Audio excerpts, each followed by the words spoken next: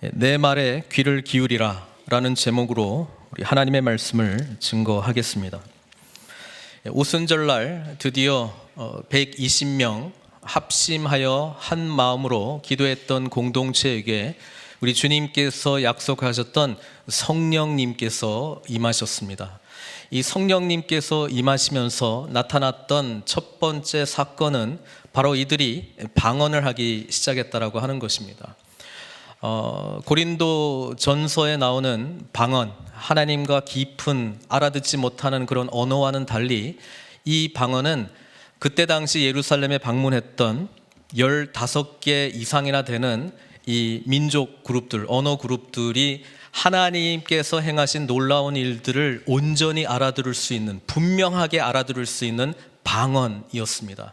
그래서 성령께서 임하시면서 제일 먼저 나타났던 이 방언 사건은 온 세계 열방으로 대변되고 대표되는 이 15개의 민족 그룹들이 하나님께서 행하신 말씀을 온전히 다 이해하고 들었다라고 하는 엄청난 사건입니다. 그래서 교회는 태생부터 선교적이었습니다. 주님께서 말씀하셨던 것도 승천하시면서 제자들에게 하셨던 말도 내가 너에게 가르쳤던 것을 다 너희는 온 세계에 전하라고 하는 말씀 아니었습니까? 그렇기 때문에 제자된 우리, 예수 그리스도를 나의 구주로 고백한 저희들은 처음부터 이 교회가 태생적으로 선교적 공동체라고 하는 것을 잊지 말아야 된다라고 하는 것입니다. 그래서 신앙생활이 깊어지면 깊어질수록 우리는 더 나와 다른 사람들, 나의 언어 영역 밖에 있는 사람들, 문화가 틀린 사람들을 포용하는 쪽으로 성숙해 갈 수밖에 없습니다. 그렇게 해나갈 때 필요한 것이 성령께서 우리에게 주신 사랑, 인내, 오래 참음, 이 모든 성령의 역사들은요, 나와 맞지 않는 사람들과 관계를 맺을 때 필요한 열매들입니다. 혼자 나랑 통하는 사람들과 지내기에는 이 성령의 역사가 사실 필요가 없습니다. 그래서 성령께서 행하시지 않으면 우리는 나와 다른 사람들을 향해서 이 복음의 메시지를 증거할 수 없고, 주님께서는 우리에게 복음을 주신 의미가 바로 온 세상 열방 가운데 이 복음이 온전히 선포되고 예수 그리스도께서 우리를 위해서 죽으시고 부활하시고 승천하시고 이제 곧 재림하셔서 하나님 나라를 완성하실 것이라고 하는 이 온전한 하나님 나라 복음의 메시지를 전하기 위함이라고 하는 것입니다. 그래서 오늘 성령께서 임하고 이제 여러 사람들이 다 들었어요. 각각 다른 메대, 메소포타미아 다른 곳에서 왔는데 이 120명이 자기들의 언어로 지금 말씀을 전하고 있는 것이 들려진 겁니다. 그러니까 이 사건을 보고 이게 지금 어찌 됐는가? 이들이 새 술에 취하였다. 그들이 지금 술 먹고 지금 자기들도 모르는 소리를 지금 떠들고 있다. 이렇게 하는 것에 대해서 베드로가 11 사도들과 함께 서서 지금 오늘날 일어났던 일이 어떤 것인가를 설명하는 것이 오늘 우리가 14절부터 41절까지 길게 읽었던 베드로의 첫 번째 설교. 물론 기도하면서 우리가 베드로가 우리 12명이 돼야 되는데 한 명이 모자란다. 그래서 구약 말씀도 인용하고 하면서 했던 말씀도 있지만 이것이 초대교회의 첫 설교라고 전해지는 이유는 성령께서 임하셔야지만 비로소 그것이 첫 번째 주님의 공동체가 되기 때문에 그렇습니다. 그래서 이 사도행전 2장에 나오는 베드로의 설교는 사실 굉장히 중요한 내용을 담고 있습니다. 형식적인 면에서도 그렇고 내용적인 면에서도 너무나 중요한 설교입니다. 그래서 저는 베드로의 설교를 설교할 거예요, 오늘. 요즘 한국에 있는 TV 프로들 보면은 전지적 참관 시점인가 이런 것들을 보면은 남이 하고 있는 거를 바라보면서 이야기를 하잖아요. 우리가 하나님의 말씀을 볼 때도 그런 것이라고 저는 늘 생각을 해요. 이미 2000년 전에 또는 그 이전에 행하셨던 하나님께서 행하셨던 사건들을 우리가 보면서 오늘 우리에게 의미 있는 사건들로 대화하는 장, 이것이 바로 예배하는, 말씀 듣는 현장이 아닌가 그렇게 생각합니다. 그래서 2000년 전에 우리 베드로 사도가 설교했던 거를 바라보면서 오늘 저는 저를 통해서 하나님께서 저와 여러분들에게 전하시기를 바라는 심정으로 오늘 말씀을 증거합니다. 사도 베드로는 일어서서 이야기를 하죠. 14절에 처음부터 이야기합니다. 베드로가 11 사도와 함께 서서 소리를 높여 이르되 유대인들과 예루살렘에 사는 모든 사람들아, 이 일을 너희로 알게 할 것이니 내 말에 귀를 기울이라. 여러분, 하나님 나라가 우리에게 어떻게 오느냐? 말씀에 귀를 기울일 때 온다는 것입니다. 여러분, 우리가 하나님께서 뭐라고 말씀하시는가, 그 말씀에 온전히 기울이기 시작할 때에 그 말씀이 우리들에게 용납되고 이해되고 받아들여지기 시작할 때에 그때 그분의 나라가 우리 심장 가운데 들어오기 시작한다라고 하는 것이죠. 그래서 하나님의 말씀에 귀 기울여 듣는 것은 너무너무 중요합니다. 근데 오늘날 시대는요, 저도 우리 애들 키우면서 보니까요, 너무 이렇게 방해하는 것들이 너무나 많아요. 집중을 못해요. 집중. 말씀을 듣는 거를 집중하지 못하는 게 그냥 사방팔방에 있어요. 우리들도 그렇게 노출되어 있는지 모르겠습니다. 멀티태스킹이 마치 좋은 것처럼 이야기하지만요, 하나님의 말씀을 대언해서 우리가 들을 때는요, 하나님께서 하시는 이 말씀에 온전히 집중하는 힘이 필요합니다. 저는 지금 사단이 우리 문화를 통해서 여러 가지 이 테크놀로지를 통해서 우리를 엄청나게 방해하고 있다 생각합니다. 성경책도 펴놓고요, 인터넷 화면은 성경 말씀도 펴놓고요, 듣기도 말씀도 들었는데 하나도 들어오는 게 없어요. 왜? 내 말에, 하나님 말씀에 집중해서 듣는 이 말씀 아니면 저는 살아갈 수 없습니다 라고 하는 간절함이 없기 때문에 그렇습니다. 들어오면 들어오는 대로. 요즘 애들 보는 게 다 그런 것 같아요. 흘러가면 흘러가는 대로, 내가 찾고 싶으면 찾고 싶은 대로 찾아가는데요, 정작 그것을 집중해서 듣는 사람이 없어요. 여러 가지 많이 펼쳐놨는데요, 그것은 자기를 그냥 안심시켜주는 행위인 것 같아요. 나는 뭔가 많이 하고 있다고. 그런데 정작 내 삶을 온전히 변화시키는 능력의 사건은 경험하지 못하고 있다는 것입니다. 여러분, 하나님의 말씀에 귀 기울여 들으십시오. 정말 집중해서 들으십시오. 생사를 내걸고 들으십시오. 그러면 하나님께서 우리에게 놀라운 은혜를 베풀어 주실 줄 믿습니다. 15절에 보니까 때가 제3시, 유대 시간이니까 우리 시간으로 계산하면 오전 9시입니다. 오전 9시니 너희 생각과 같이 이 사람들이 취한 것이 아니라.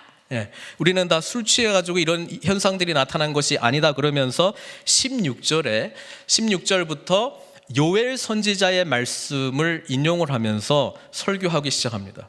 그래서 사도 베드로가 어떻게 설교했냐고 쭉 보니까 이렇게 설교해요. 하나님의 말씀, 예언의 말씀이 있어요. 그리고 그것을 하나님께서 이렇게 행하셨다. 그래서 이 예언의 말씀이 오늘 성취되었다. 하나님께서 선지자들을 통해서 이렇게 말씀하셨다. 근데 하나님이 오늘 이 일을 행하셨다. 이 말씀이 성취되었다. 사도 베드로는요, 하나님의 말씀을 가지고 하나님의 말씀을 증거했습니다. 여러분, 우리가 하나님의 말씀으로 변화된 사람이라면 우리는 말씀으로 충만해져야 돼요. 성령께서 우리에게 오시면 말씀이 어떤 것을 의미하는지를 분명하게 알려주십니다. 그리고 이 말씀을 전할 수 있는 능력도 우리에게 주시는 줄 믿습니다. 어떤 사람들이 이렇게 생각해요. 야, 복음서의 베드로하고 사도행전의 베드로하고는 너무 다르다. 그 다른 점이 뭐 때문에 다릅니까? 2장에 나타난 성령에 오시는 사건 때문이잖아요. 그래서 우리는 이렇게 생각해요. 야, 그냥 두려움도 많고 자기 잘난 맛에 살아갔던 베드로, 때로는 너무 앞서가지고 실수도 많이 하는 베드로, 그렇지만 성령이 쫙 임하면 갑자기 그냥 전인격적으로 바뀌어가지고 이 짠 신앙, 짠 해가지고 완전히 바뀐 모습으로 완전히 180도 바뀐 사람으로 바뀔 것이다. 그냥 사람의 태도가 바뀐 게 아니고 몰랐던 것들도 갑자기 알아지고, 성경에 대해서 무지했는데 갑자기 뭐 요엘 선지자, 뭐 다윗이 말했던 시편 16편 110편 뭐 이런 것만 인용하면서 그냥 말씀도 저절로 알게 되는 사람으로 바뀔 것이다. 이렇게 생각합니다. 어떻게 생각하세요? 아멘이에요? 저도 좀 그랬으면 좋겠어요. 저도 좀 그랬으면 좋겠어요. 그냥 짠 하고 성령 쫙 충만해져가지고 설교 준비도 안 하고 그냥 이 시간에 딱 오면 그냥 주님 말씀해 주시는 대로 하면 좋겠어요. 우리 누가복음 보겠습니다. 누가복음 24장 44절에서 49절까지인데요. 주님께서 부활하셨어요. 주님께서 부활하셨어요. 그리고 제자들 앞에 나타나셨습니다. 그리고 제자들에게 이렇게 말했습니다. 또 이르시되 내가 너희와 함께 있을 때에 너희에게 말한 바 모세의 율법과 토라, 선지자의 글, 느빔, 시편, 케투빔이죠. 그래서 유대인들은 구약 성경을 앞에 자를 따서 타나크라고 불렀습니다. 이 타나크가 나를 가리켜 기록된 모든 것이 이루어져야 하리라 한 말이 이것이라 하시고, 이에 그들의 마음을 열어 성경을 깨닫게 하시고, 또 이르시되 이같이 그리스도가 고난을 받고 제3일에 죽은 자 가운데서 살아날 것과 또 그의 이름으로 죄사함을 받게 하는 회개가 예루살렘에서 시작하여 모든 족속에게 전파될 것이 기록되었으니 너희는 이 모든 일의 증인이라. 볼지어다 내가 내 아버지께서 약속하신 것, 성령님의 오심이죠, 그것을 너희에게 보내리니 너희는 위로부터 능력으로 입혀질 때까지 이 성에 머물라 하시니라. 그러면서 누가복음은 예수님이 승천하시는 걸로 끝납니다. 여러분, 우리가 사도행전 1장을 읽었을 때에 부활하신 주님과 승천하신 주님 사이에 며칠이 있었어요? 40일. 40일 동안 주님께서 제자들과 함께 뭘 가르치셨어요? 하나님 나라의 일. 무슨 말이냐면 구약 성경, 모세오경과 시편과 선지자의 글을 인용을 해서 주님께서는 자신이 하셨던 모든 사역이 어떻게 연결이 되는가 성경 공부했다 이 말입니다. 그리고 그것을 가르쳐 주실 때에 제자들이 마음 문이 열렸어요. 이해하기 시작했어요. 여러분, 40일 동안 주님과 성경 공부하시면 오늘 베드로처럼 설교할 수 있어요. 할 수 있다고요. 할 수 있어요.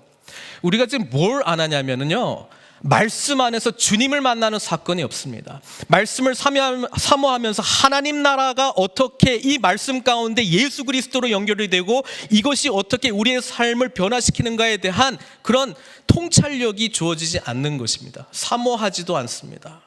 그러면 귀 기울이지도 않습니다. 그러면 들어올 수가 없어요. 들어올 수가 없어요. 베드로가 그냥 짠 해가지고 바뀌었다고요? 주님께서 가르치셨습니다. 40일 이전에도 주님께서는 3년 동안 하나님의 말씀을 계속 그들에게 알려주셨습니다. 하나님 나라의 능력을 보여주셨습니다. 하나님 나라의 권능을 보여주셨습니다. 그들은 깨달음이 없었어요. 그러나 말씀을 통해서 이것이 주님의 놀라우신 사건과 삶과 가르치심과 죽으심과 부활과 승천과 어떻게 연결되는지 이해가 되기 시작하니까 베드로가 그동안에 배웠던 거를 쫙 이야기를 하는 겁니다. 그것도 성령께서 주시는 충만한 능력으로. 그러니까 우리가 말씀을 전할 때요, 말씀을 온전히 깨닫고 이해할 뿐만 아니라 전할 때 능력이 나타나는 거예요. 전할 때요. 예, 저희가 요즘 양육팀에서 이제 그 공부를 하고 있어요. 교재를 가지고 공부를 하고 있어요. 그래서 1단원 끝나고 뭐라고 이야기했느냐 이렇게 나눌 때에 몇몇 분들이 이렇게 나는 이해는 했는데 말로 내가 설명하지 못하겠다고. 제가 말씀드렸어요. 설명하지 못한 건 이해 못한 거라고. 예, 그렇게 정의를 하셔야 돼요. 나는 표현하지 못하고 내가 전하지 못하면 그건 내가 이해한 것이 아니라고요. 그걸 이해했다고 생각하는 게 여러분 우리들의 착각입니다. 성경책을 읽었다고 내가 이해했다고 하는 것이 착각입니다. 성경 말씀이 내가 늘 읽고 묵상하고 늘 듣기는 하는데 전할 수 없으면요, 이해한 것이 아닙니다. 그렇게 정의 내리셔야 돼요. 성령께서 충만해지시면요, 말씀 안에 살아계신 주님이 보이기 시작합니다.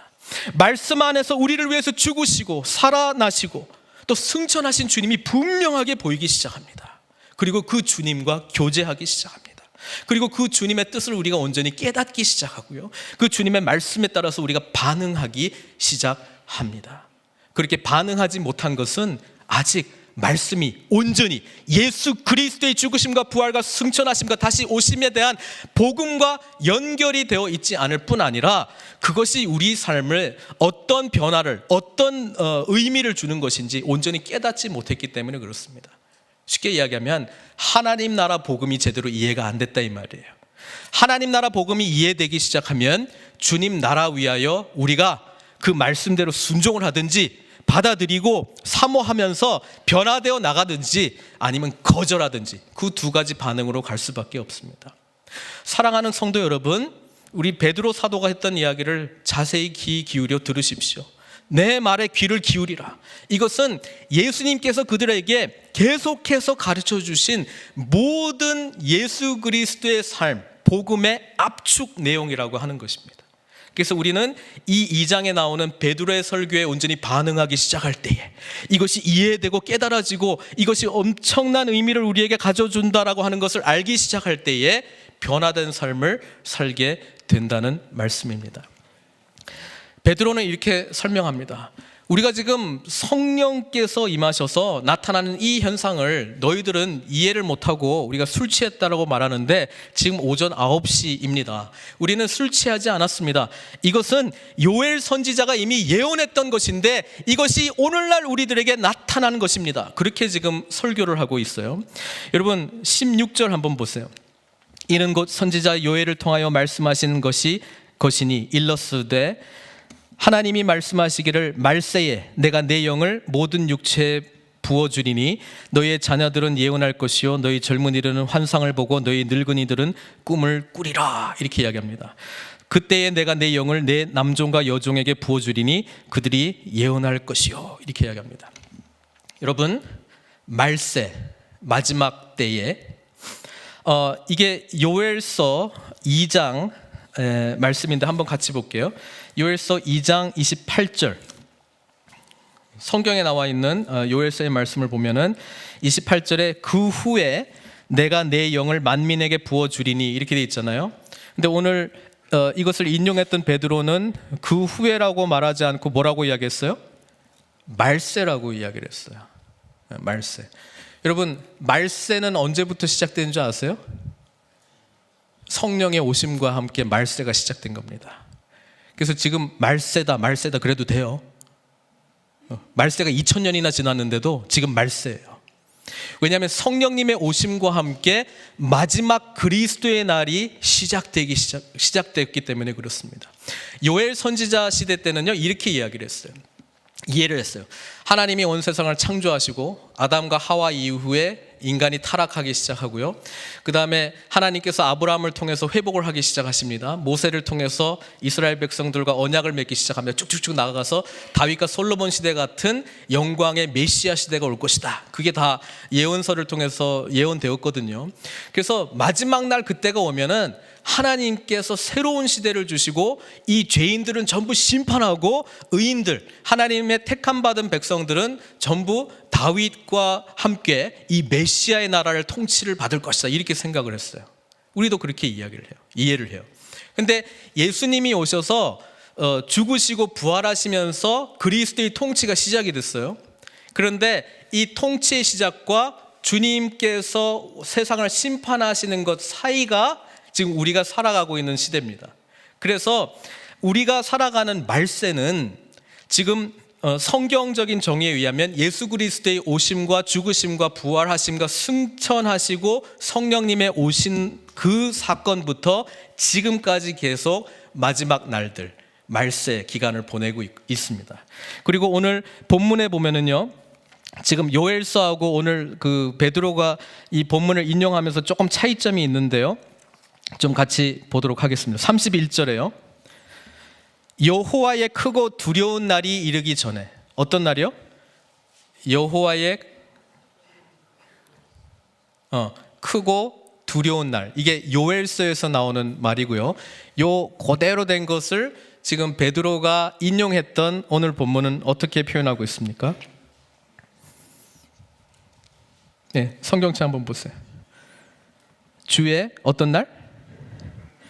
네, 주의 크고 영화로운 날로 바뀌었습니다. 네? 아까는 어떤 날이었다고요? 네, 크고 두려운 날하고 크고 두려운 거하고 영화로운 거하고 같은 거예요? 틀려요. 근데 왜 요엘서에서는 크고 두려운 날이고 여기는 왜 크고 영화로운 날이에요? 예, 예수님이 오셨기 때문에 우리에게는 영화로운 날이에요. 예수님이 오셨기 때문에 우리는 심판을 받지 않습니다. 우리는 최후의 심판이 아니라 주님의 나라가 도래할 것을 사모하고 있는 자들이에요. 빨리 오기를 원합니다. 주님께서 다시 오시면 하나님 나라가 완성돼요. 그래서 우리는 그것이 크고 영화로운 날이고요. 이 요엘 선지자의 시대에는 주님이 아직 안 오셨습니다. 그리고 이 죄의 문제를 해결해 주실 분이 아직 없어요. 그렇기 때문에 이때에 예언되었던 말씀은 어떤 날이라고요? 크고 두려운 날입니다. 이 여호와의 크고 두려운 날, 여호와의 크고 영화로운 날은요, 마지막 재림의 그 날을 이야기하고 있습니다. 그래서 말세 기간, 성경에서 말하는 마지막 날, 주의 날, 여호와의 날의 이 마지막 날은 말세는 예수 그리스도의 오심과 죽으심, 승천하심, 그리고 성령님의 오심부터 해서 주님께서 재림하실 때까지가 다 말세입니다. 다 말세입니다.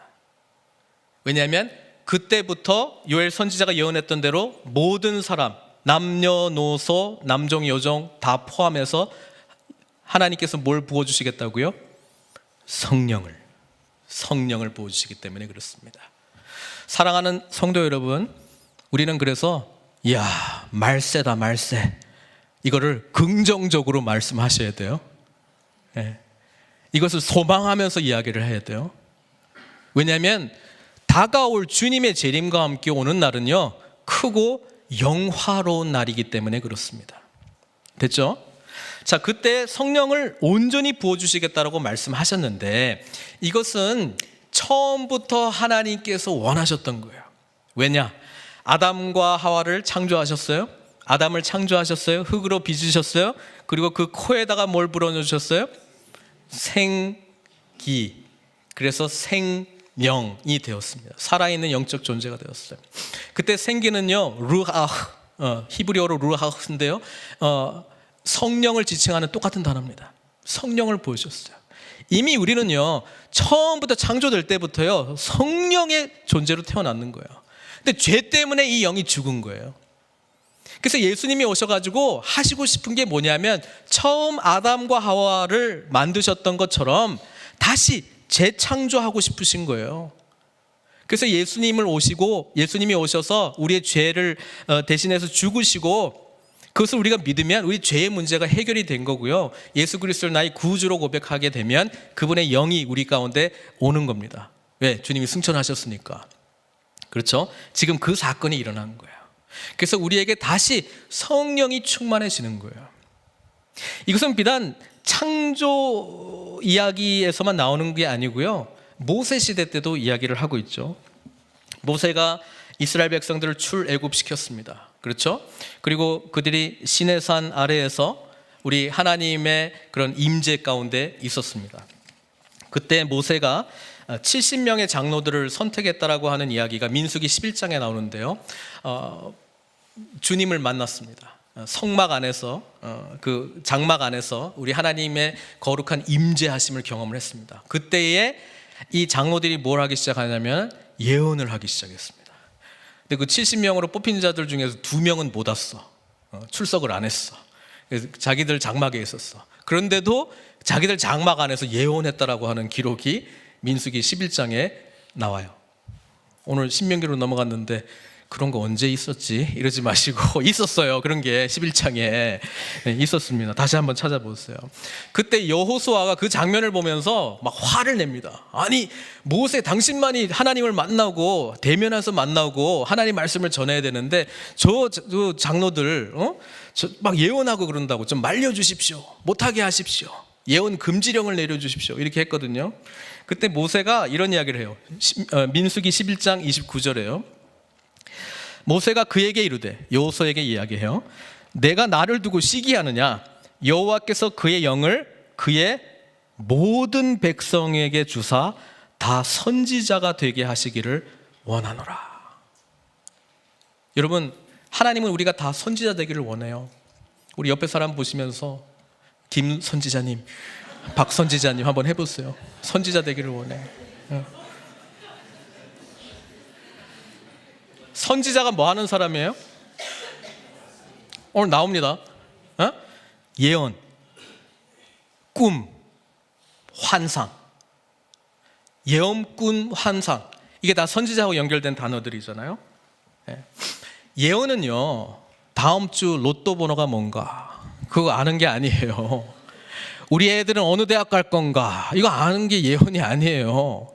나는 누구랑 결혼할 건가 그거 아는 거 아니에요. 알 수도 있어요. 알려주실 때도 있어요. 그거 하는 거 아니에요. 하나님의 뜻을 아는 거예요. 하나님께서 무슨 생각을 하시는 건지 아는 거예요. 예언자들은요, 주님의 말씀을 받고 전하는 자였잖아요. 그러니까 하나님이 어떤 마음이 있는지를 아는 거예요. 그게 예언자입니다. 다시 한번 해보세요. 김 예언자님, 박 예언자님. 안 예언자는 좀 안 되네. 우리는 뭐 해도 아니야. 하나님의 뜻을 받으셔야 됩니다. 하나님의 뜻을 받아야 돼요. 그래서 성령님이 임하시게 되면 나타나는 현상이 주님의 뜻을 알아요. 주님의 꿈을 꾸기 시작합니다. 주님의 환상을 보기 시작합니다. 그게 뭐 이상한 꿈이 아니고요, 하나님 나라의 꿈을 꾼다는 거예요. 하나님 나라의 그 비전을 품고 살아간다는 뜻을 말씀하고 있는 거예요. 어렵게 생각하지 마십시오. 그래서 성령 받으신 분들은 주님의 마음을 알고 주님의 뜻을 분별하고 주님의 뜻대로 행하기를 원합니다. 그리고 주님께서 그 성령께서 임하셨기 때문에 능력도 주십니다. 그게 요엘 선지자가 예언했던 말씀이 지금 너희들이 보는 오늘 오전 9시에 일어났던 현상이다. 그렇게 지금 이야기를 해주고 있는 것입니다. 얼마나 신나는 일입니까? 계속 볼까요? 19절에 내가 위로 하늘에서는 기사를 아래로 땅에서는 징조를 베풀리니 곧 피와 불과 연기로다. 하늘의 징조가 있고 땅의 징조가 있는데요, 피, 불, 연기. 구약 성경에 보면 피, 불, 연기가 하나 딱 모여있는 장면이 있습니다. 어딘지 아세요? 우리 하나님께서 시내산에 강림하실 때 불과 연기, 천둥, 나팔 소리 여러 가지로 했는데요, 불과 연기가 있어요. 또는 피도 있습니다. 그 피는 뭐냐 하면은 백성들과 하나님과 언약을 맺습니다. 너희는 내 백성, 나는 너희 하나님. 그러면서 짐승의 피를 흘립니다. 여러분, 이것이 무슨 장면입니까?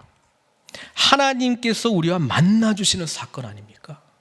근데 이 사건이 예수 그리스도의 죽으심으로 새 언약으로 우리에게 주어진 거예요. 예수님이 그걸 깨닫게 해주셨어요. 그리고 예수 그리스도의 피와 함께 성령님께서 불처럼 임했잖아요. 그러니까 지금 새로운 언약 백성으로서의 교회 공동체를 지금 말씀해주고 있는 것인데, 그게 요엘 선지자가 예언했는데 그게 지금 일어났다, 그 이야기를 해주고 있는 거예요. 그리고 그날은 두려운 날이 아니에요. 이제는요, 주의 크고 영화로운 날, 주님의 재림의 날이 이르기 전에 해가 변하여 어두워지고. 여러분, 해가 변하여 어두워지고 말세 한번 일어났는데 언제 일어난 줄 아십니까? 주님께서 십자가에 죽으실 때 해가 갑자기 어두워졌어요. 근데 달이 피가 된 것처럼은 안 된 것 같잖아요. 여러분, 이 예언의 말씀들이 참 놀라운 것은요, 이미 일어나기도 했고요, 앞으로 또 일어날 거예요. 왜냐하면 계시록을 보면 마지막 주님께서 재림하시기 전에 우리 교회가 엄청난 환난을 당할 것이다. 그때에 지금 또 어두워지고 달이 피처럼 되고 하는 이런 일들이 일어날 것이다. 그래서 이미 일어난 사건이긴 한데 또 앞으로 일어날 사건이에요. 우리가 하나님 나라를 이해할 때 이 already, not yet, 이 사이에서 우리가 살고 있는 거예요. 예수 그리스도의 죽으심과 부활과 승천하심으로 주님께서 온 세상의 왕이 되셨고요, 그 왕의 통치로서 첫 번째 하셨던 것이 모든 만민에게 그분의 영을 부어주신 것입니다. 왜? 그분 나라가 바로 그리스도의 몸된 공동체인 우리를 통해서 세워져 가야 되기 때문에 그렇습니다. 그리고 그분의 권세를 그분의 이름에 힘입어 기도하고 그분의 이름을 의지하고 믿음으로 나아가는 자들에게는 그 권세가 주어지는 거예요. 예수님이 하신 모든 일을 우리 몸된 공동체도 똑같이 할 수 있다. 그 이야기를 주님께서 하셨습니다. 그래서 주님께서 이미 시작하신 하나님의 나라 already, 그러나 아직 그 날이 도래하지 않았어요. 크고 영화로운 날은 아직 도래하지 않았어요. 말세는 시작됐는데요. 그래서 우리가 이 세상을 살아가는 것은요, 이미 오신 주님 그리고 앞으로 오실 주님의 완성될 하나님의 나라를 소망하면서 살아가는 것이 우리 믿는 자들이 살아가야 될 복음 중심의 삶이라고 하는 것이에요. 그게 지금 베드로가 지금 이야기해 주고 있어요. 그러면서 그 뒤에 또 이야기를 하는 게 누구든지 주의 이름을 부르는 자는 구원을 받으리라, 이렇게 이야기를 해요.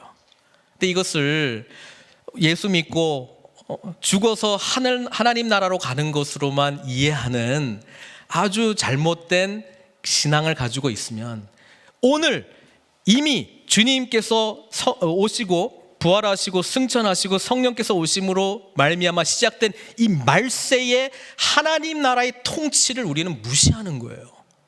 지금 그리스도의 통치가 이미 시작됐다니까요.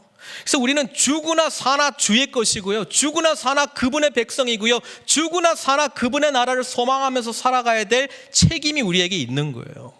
그래서 오늘 우리는 오늘 그리스도의 통치를 받으면서 오늘 하나님 나라의 꿈과 환상을 꿈꾸면서 오늘 하나님께서 우리에게 주신 예언의 말씀인 그분의 뜻을 분별하면서 살아가야 될 책임이 우리에게 있다는 이야기를 지금 해주고 있는 거예요. 그러니까 그런 의미에서 선지자라는 거예요. 주님의 뜻을 분별하고 그 뜻에 우리의 의, 욕망 이런 것을 뜻을 꺾고 십자가에 죽고 부활하신 주님과 함께 동행하면서 주님 나라 위하여 살아가는 자들, 그게 바로 하나님의 통치를 받는 자들의 모습이라고 하는 것입니다. 그래서 22절부터 24절까지는 하나님께서 예수 그리스도를 통해서 뭘 하셨는가 그 이야기를 합니다. 이스라엘 사람들아 이 말을 들으라. 내가 지금 요엘 선지자 이야기를 했는데 이게 어떻게 예수님하고 연결되는지 좀 들어봐라, 그 이야기를 합니다. 너희도 아는 바와 같이 하나님께서 나사렛 예수로 큰 권능과 기사와 표적을 너희 가운데 베푸사 너희 앞에서 그를 증언하셨느니라. 그가 하나님께서 정하신 뜻과 미리 아신 대로 내준 바 되었거늘 너희가 법 없는 자들의 손을 빌려 못 박아 죽였으나. 예수 그리스도의 오심, 예수 그리스도의 이 땅 가운데서의 가르치심, 예수 그리스도의 놀라운 하나님의 권능의 사역, 그리고 죽으심, 그 다음에 말씀하시는 게 24절에 부활이잖아요. 하나님께서 그를 사망의 고통에서 풀어 살리셨으니 이는 그가 사망에 매여 있을 수 없었음이라. 부활 이야기하다가 또 구약의 말씀으로 돌아가는데 시편 16편으로 돌아가요. 다윗의 시편인데 왜 돌아갔냐면은 이 다윗이 말했던 이 시편이 사실은 예수 그리스도의 부활을 예표하는 선지자적인 메시지였다, 그 이야기를 합니다. 그래서 한번 볼게요. 다윗이 그를 가리켜 이르되 내가 항상 내 앞에 계신 주를 배웠으며 나를 요동하지 않게 하기 위하여 그가 내 우편에 계시도다. 그러므로 내 마음이 기뻐하였고 내 혀도 즐거워하였으며 육체도 희망에 거하리니 이는 내 영혼을 음부에 버리지 아니하시며 주의 거룩한 자로 썩음을 당하지 않게 하실 것임이로다. 다윗이 이 시편을 지었을 때는요, 엄청난 고통 속에서 죽을 것 같은 절망 속에 있었습니다. 그때에 내가 하나님만을 보리라, 우편에 계신 하나님만을 보리라, 나를 진리로 생명으로 인도하시는 주님만을 의지하리라. 그러면서 이렇게 이야기해요. 내 영혼을 음부에 버리지 아니하시며 주의 거룩한 자로 썩음을 당하지 않게 하실 것임이로다. 자기 자신을 놓고 했던 이야기였어요. 그런데 베드로가 뭐라고 이야기하냐면 29절에요. 형제들아, 내가 조상 다윗에 대하여 담대히 말할 수 있노니 다윗이 죽어 장사되어 그 묘가 오늘까지 우리 중에 있도다. 무슨 말이에요? 다윗이 이렇게 고백했지만 다윗은 썩어 죽었습니다. 다윗의 무덤은 여기에 있습니다. 고로 다윗이 고백했던 이 고백은 자신을 향해서 했던 이야기가 아니고 하나님의 거룩한 자 예수님을 바라보면서 했던 말씀입니다. 왜? 예수님의 무덤은 비어 있습니다. 예수님은 살아나셨습니다. 부활하셨습니다. 고로 16편에 나와 있는 이 고백은 자기를 위한 고백이 아니었다라고 하는 것을 지금 베드로가 분명히 이야기해주고 있는 것입니다. 그러면서 이렇게 이야기해요. 다윗도 선지자라. 그렇잖아요. 우리가 했던 것 또 하는 거예요. 30절에 그는 선지자라. 왜 선지자예요? 하나님의 뜻을 분별해서 자신의 고통의 현장 가운데 시를 지었는데 그것이 예언적 시가 됐어요. 하나님의 거룩한 자는 썩음을 당하지 아니하리라. 안 죽는다 이 말이거든요. 그런데 하나님께서 다윗에게 주신 예언의 말씀은 너의 왕국은 영원하리라 이렇게 했거든요. 그러니까 너의 씨를 통하여 내가 나의 나라를 세우리라 이렇게 말씀했잖아요. 근데 그 다윗의 씨가 누굽니까? 예수님이 부활하셨다라고 하는 이 약속의 말씀이 오늘 성취되어서 부활하셨을 뿐 아니라 승천하신 주님께서 우리에게 성령을 부어주셔서 오늘 우리가 이 이야기를 증거하고 있다. 그렇게 이야기를 하는 거예요. 그래서 미리 본고로 그리스도의 부활을 말하되 31절에요. 그가 음부의 버림이 되지 않고 그의 육신이 썩음을 당하지 아니하리라. 부활 다음에 예수님에 대해서 무슨 이야기를 해야 됩니까? 승천이잖아요. 그래서 32절에 이 예수를 하나님이 살리신지라 우리가 다 일의 증인이로다. 33절 하나님이 오른손으로 예수를 높이심에 그가 약속하신 성령을 아버지께 받아서 너희가 보고 듣는 이것을 부어주셨느니라. 그러니까 이거 설명하려고 여기까지 온 거예요. 지금 우리 술 취해서 이런 게 아니고 예언의 말씀이 오늘 성취된 거야. 요엘 선지자가 말했던 예언의 말씀이 성취된 거야. 주님은 부활하셨어. 이것은 이미 다윗의 후손으로 오신 메시아 다윗이 이미 예언했던 시편 16편의 말씀이 오늘 성취된 거야. 그러면서 예수님은 승천하셔서 성령님을 우리에게 보내셨어. 너희가 보고 듣는 이 모든 일들은 바로 이 일을 위해서 오늘을 위해서 하나님께서 행하신 놀라운 사건이야. 이렇게 지금 이야기를 합니다. 그러면서 시편 110편 1절을 또 인용을 합니다. 34절에 이것은 승천하신 주님, 온 우주의 왕이 되신 주님에 대한 예언의 말씀이었다라고 하는 것이죠. 그것도 다윗의 예언. 34절에 다윗은 하늘에 올라가지 못하였으나 친히 말하여 이르되 주께서 내 주에게 말씀하시기를. 여기서 앞에 주는 누구고 뒤에 주는 누굽니까? 앞에 주는 여호와 하나님, 뒤에 주는 예수님. 내가 내 원수로 내 발등상이 되게 하기까지 너는 내 우편에 앉아 있으라 하셨도다. 이렇게 이야기합니다. 그러니까 예수님이 똑같은 이 말씀을 가지고 종교 지도자들하고 싸웁니다. 다윗의 후손으로, 혈통의 후손으로 오신 분이 메시아라면 다윗의 입을 통해서 말했던 이 주가 도대체 누구냐? 예수님이 물어보잖아요. 대답을 못해요. 이 누구지? 그렇죠? 주께서 내 주에게 말씀하시대. 하나님께서 예수님에게 말씀하셨습니다. 뭐라고요? 내 원수가 내 발등상이 되기까지 너는 내 우편에 앉아 있으라. 승천하신 주님께서요, 하늘과 땅의 모든 권세를 받으신 우리의 왕이시라고 하는 것입니다. 이 왕의 통치가 비로소 우리에게 이루어졌는데 어떻게 아냐? 승천하셔야지만 성령님이 오시는데 우리가 성령님을 받았다는 것을 보니 주님께서 뭐 하셨다고요? 하나님 우편에 계시다고요. 사랑하는 성도 여러분, 우리 주님은요 하나님 우편에 앉아 계셔서 하늘과 땅과 우주의 모든 권세를 부여받으시고 우리가 그분의 이름을 힘입어 부르짖을 때에 그 권세가 우리를 통해서 나타날 줄 믿습니다. 그래서 이렇게 이야기합니다. 그런즉, 이게 결론이에요. 이게 결론. 이스라엘 온 집은 확실히 알지니 너희가 십자가에 못 박은 이 예수를 하나님이 주와 그리스도가 되게 하셨느니라. 이렇게 설파합니다. 베드로는요 너무 흥분이 되었습니다. 이제 드디어 성령님이 오셨기 때문에 왕의 통치의 시대, 하나님 나라가 이제 완전히 시작되었다. 그렇게 이야기를 합니다. 하나님의 나라가 완전히 시작되었고 성령께서 오셔서 우리는 그분의 뜻을 완전히 이해할 수 있으며 하나님 나라의 꿈을 꾸고 살아갈 수 있는 자들이 되었습니다. 이제 우리가 살아가는 것은 전적으로 주님의 은혜로 살아가는 것이고, 이제 우리가 꿈꿔야 될 세상은 하나님 나라의 꿈을 꾸는 세상이고, 우리가 어디에 있든지 간에 주님의 통치를 받고 나의 뜻을 꺾고 주님께 순종함으로 살아가겠습니다. 그리고 주님께서 행하신 일을 우리도 행하겠사오니 성령께서 힘을 주시고 권능을 주시고 능력을 주셔서 주님이 하셨던 그 일을 우리도 감당케 하여 주시옵소서. 이게 주님 나라 백성이 꿈꾸는 나라라고 하는 것입니다. 이게 주님 나라 복음의 놀라운 능력인데요, 뭐 어떻게 하다 보니까 교회가 이거랑 좀 저게 복음이었어? 좀 이제 멀어지기 시작합니다. 아니, 내가 하고 싶은 거, 내가 구하고 싶은 거, 내가 원하고 싶은 거, 내가 해결받아야 될 거, 내가 치유받아야 될 거, 그거 간절히 구하면, 예수님이 이름으로 구하면 받는 거 아니야? 그런 거 아니야? 신앙생활 잘하면 축복해 주는 거 아니야? 남들처럼 떵떵거리면서 사는 거 아니야? 그게 주님 나라 복음의 메시지 아니었어? 네. 아닙니다. 주님께서 그것을 주실 수도 있어요. 받을 수도 있어요. 근데 그게 하나님 나라 백성의 고올이 아닙니다. 살다 보면 하나님의 뜻대로 우리에게 주실 수 있습니다. 그런데요, 보다 근본적인 것은 하나님 나라의 통치 아래서 주님의 뜻이 무엇인가를 먼저 발견하셔야 됩니다.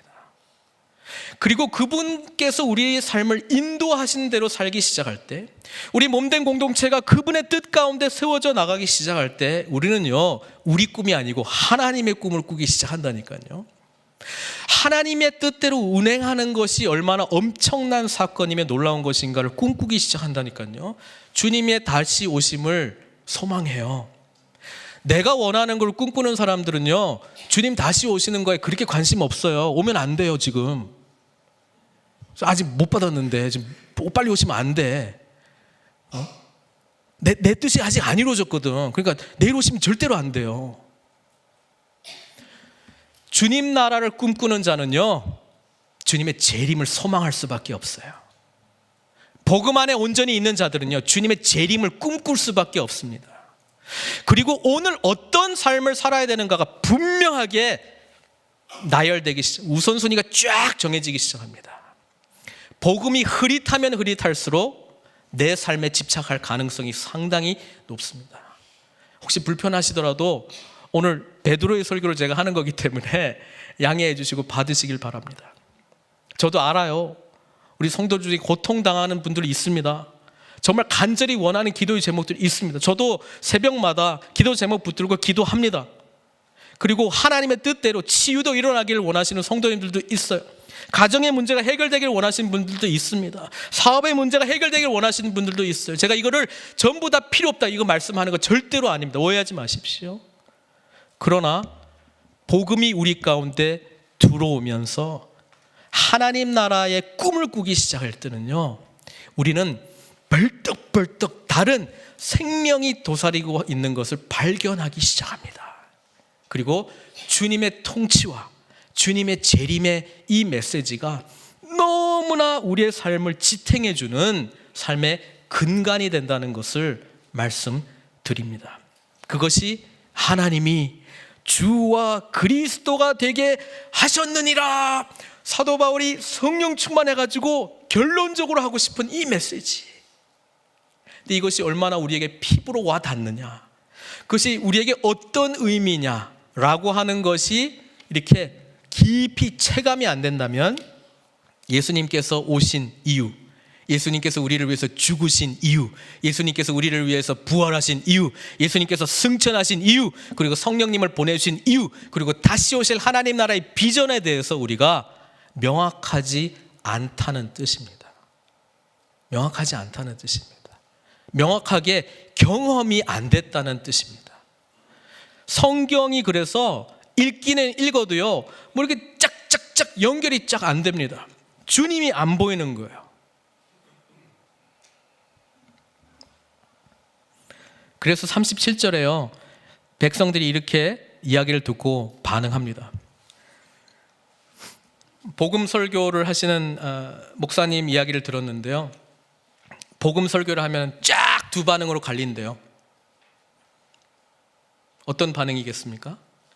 기쁨으로 아멘 받아들이는 반응이 있고요. 하나는 뭐 이렇게 뚱한 거예요. 뭐 어쩌라고 뭐 이런 반응이에요. 이런 반응이에요. 뭐 그런 반응으로 딱 갈라진대요. 그러니까 너무 좋았다라고 하는 평가와 도대체 와가지고 1시간 동안 무슨 이야기 했냐 그렇게 반응이 딱 갈라진대요. 베드로가 완전히 핵심 복음 메시지만 딱 전했을 때요, 이 반응이 어떻게 나온 줄 아십니까? 37절에 그들이 이 말을 듣고 어떻게 됐다고요? 마음에 찔려. 귀를 기울인 사람들은 마음이 찔립니다. 귀를 기울이지 않으면 졸립니다.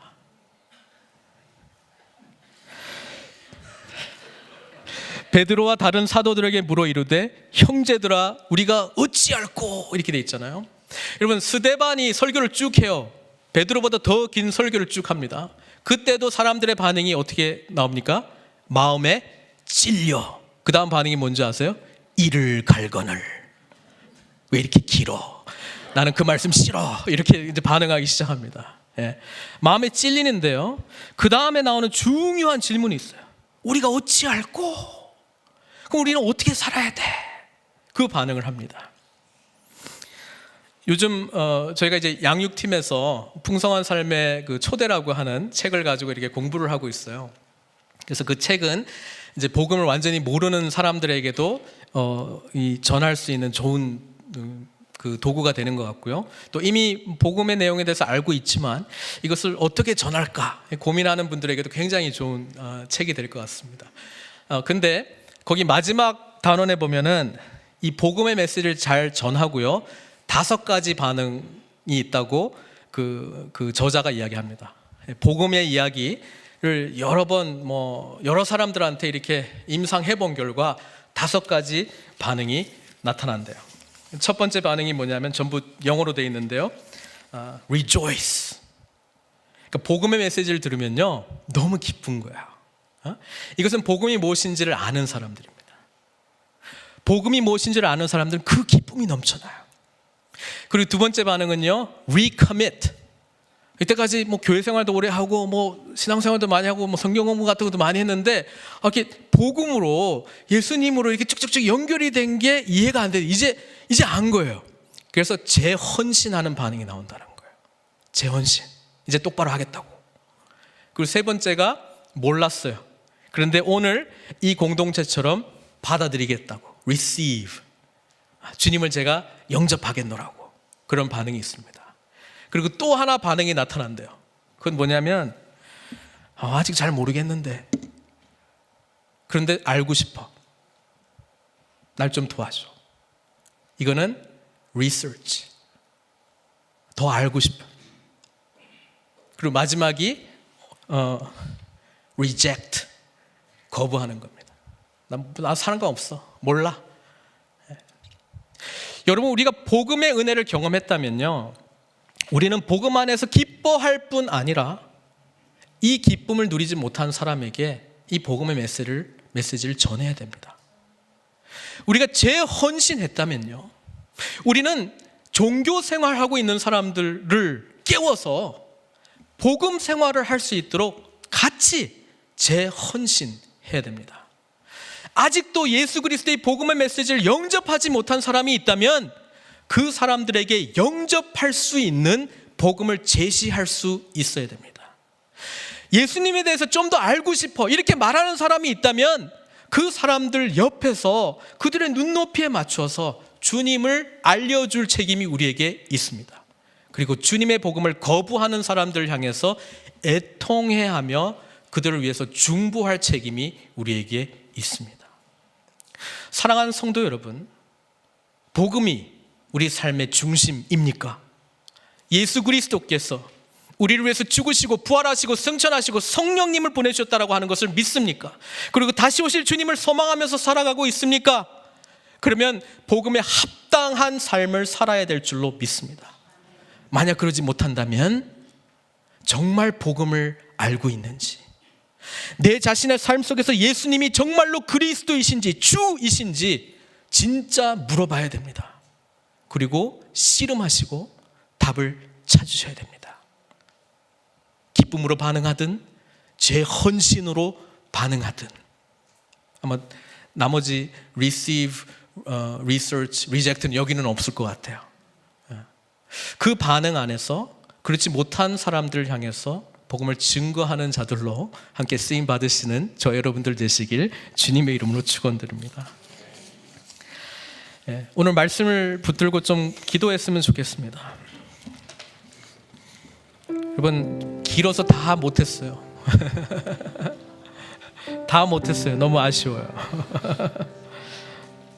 근데 복음이 생명입니다. 여러분, 예수 그리스도께서 우리를 위해서 오셨고요, 우리에게 하나님 나라의 복음을 가르치셨고요, 죽으셨고 부활하셨고 승천하셨고요, 다시 오실 것입니다.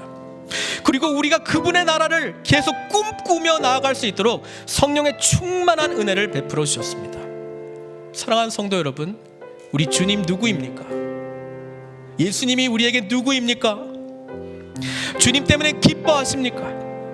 주님 때문에 지금 재헌신하셔야 됩니까? 주님 때문에 영접하지 못하는 사람들의 얼굴들이 떠오릅니까? 도와줘야 될 자들이 주변에 있습니까? 복음 안에서 반응하라고 주님 말씀하고 있습니다. 복음의 감격 속에서 일어나라고 주님께서 말씀하고 있습니다. 이 시간 주님께 기도로 나아가시겠습니다. 사랑의 하나님, 주와 그리스도께서 우리의 삶의 주인이 되셔서 우리가 어찌할꼬 반응할 때에 하나님 아버지 놀라운 은혜로 우리를 붙드시고, 하나님 아버지 생명의 은혜로 우리를 붙드시고, 하나님 아버지 회개의 영께서 우리를 붙들어 주셔서 다시 한번 죄사함의 은혜 속에서 성령의 충만한 은총으로 나아갈 수 있도록 주님 붙들어 주시옵기를 간절히 원합니다. 주님 나라 위하여 주님의 꿈을 꾸고 하나님 나라의 비전을 향해서 함께 나아가는 아버지 하나님 복음 중심의 공동체로 우리를 붙들어 주시옵기를 간절히 원합니다. 주님께서 아버지 하나님 우리의 왕이십니다. 주님께서 우리의 주와 그리스도이십니다. 아버지 하나님, 그분의 꿈과 그분의 나라를 위하여 쓰임받을 수 있도록 주님 붙들어 주시옵소서. 주님께서 우리의 통치 가운데 나아갈 수 있도록 우리의 삶의 모든 영역 가운데 하나님 아버지 함께하여 주시옵소서. 복음 가운데 아버지 하나님 주의 이름을 부르며 하나님 나라의 꿈을 꾸며 주님의 환상 가운데 나아갈 수 있도록 아버지 하나님 우리 한 사람 한 사람 붙들어 주시옵기를 간절히 원합니다. 사랑의 하나님, 복음으로 우리에게 오신 주님을 찬양합니다. 우리를 위해서 하늘 영광 버리시고 이 땅 가운데 오신 주님을 찬양합니다. 우리가 하나님 나라의 복음의 메시지를 전하신 주님을 찬양합니다. 우리를 위해서, 우리의 죄를 위해서 죽으시고 또 아버지 하나님 부활하셔서 새 생명 주시는 주님을 찬양합니다. 이제 승천하셔서 우리 하나님 우편에 앉으셔서 하늘과 땅의 모든 권세를 부여받으시고 이제 아버지 하나님 주님의 영을 우리에게 주신 주님을 찬양합니다. 아버지 하나님 모두 다 선지자 되어 주님의 뜻을 분별하고 주님 나라 꿈을 꾸고 하나님 나라 공동체로 함께 나아갈 수 있도록 우리 한 사람 한 사람 붙들어 주시기를 간절히 원합니다. 주님 다시 오실 그날을 바라보면서 믿음으로 꿈꾸고 소망하며 나아갈 수 있도록 인도하여 주시옵소서. 끊임없는 기쁨의 반응이 우리 가운데 나타나게 해주시고 끊임없이 재헌신함으로 주님 복음 중심의 삶을 살게 해주시고 아직 주님을 영접하지 못한 자들에게 분명한 하나님 나라 복음의 메시지를 전할 자로 우리를 사용하여 주시옵고 아버지 하나님, 주님 연약한 자들과 함께 그들의 아픔과 고민 속에서 함께 동행해 나가는 자들로 우리를 불러주시고 무엇보다 아버지 하나님, 여전히 이 복음의 메시지가 들어가지 않은 하나님 아버지 마음 문 닫힌 자들 향해서 기도합니다. 그들의 마음을 열어주시옵소서. 부드러운 마음을 허락하여 주시옵소서. 그들에게 생명의 복음을 허락하여 주시옵소서. 그래서 아버지 하나님, 복음으로 그들이 새 생명 얻게 하는 그 일에 우리가 쓰임받을 수 있도록 은총 베풀어 주시옵소서. 모든 것 주님께 의탁드리옵고 예수님의 귀하신 이름으로 기도드리옵나이다.